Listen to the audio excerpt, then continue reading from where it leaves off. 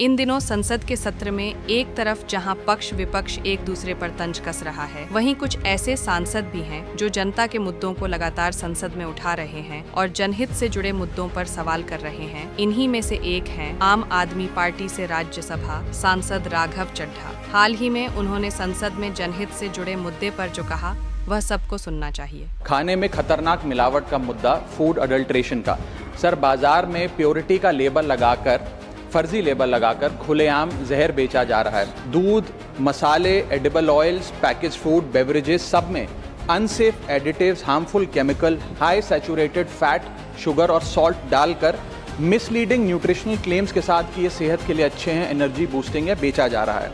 Sir, हालात ये हैं कि आप दूध खरीदिए तो उसमें यूरिया मिलता है, सब्जियां खरीदें उसमें ऑक्सीटोसिन है, पनीर के अंदर स्टार्च और कॉस्टिक सोडा है, आइसक्रीम में डिटर्जेंट पाउडर मिलता है, फ्रूट जूस में सिंथेटिक फ्लेवर और आर्टिफिशियल कलर, एडिबल ऑयल में मशीन ऑयल, गरम मसालों में ईंट का पाउडर और लकड़ी का चूरा, चाय में सिंथेटिक कलर, चिकन और पोल्ट्री आइटम में एनाबॉलिक स्टेरॉइड्स, शहद में शुगर सिरप और येलो डाई, यहाँ तक कि देसी घी में जो मिठाई बननी चाहिए वो भी वेजिटेबल ऑयल और वनस्पति से बनती है। सर, एक रिसर्च बताती है कि मिल्क के सैंपल्स में 71% सैंपल्स में यूरिया और 64% सैंपल्स में न्यूट्रलाइजर जैसे सोडियम बायोकार्बोनेट पाए गए।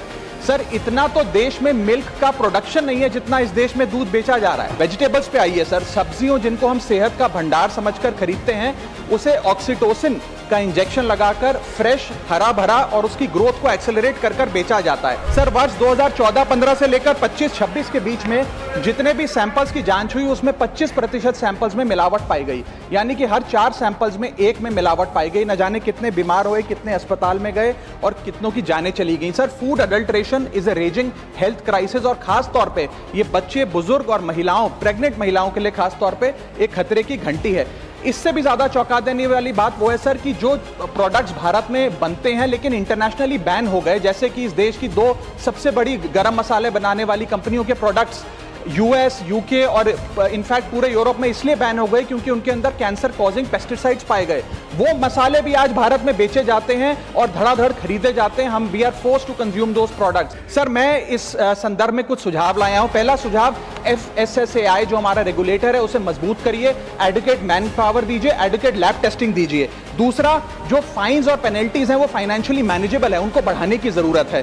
थर्ड, पब्लिक रिकॉल मैकेनिज्म होना चाहिए। यदि किसी एक प्रोडक्ट में मिलावट पाई जाए तो उसको पब्लिकली नेम और शेम कर मार्केट से रिकॉल करें और मिसलीडिंग हेल्थ क्लेम्स की एडवर्टाइजमेंट बंद किया।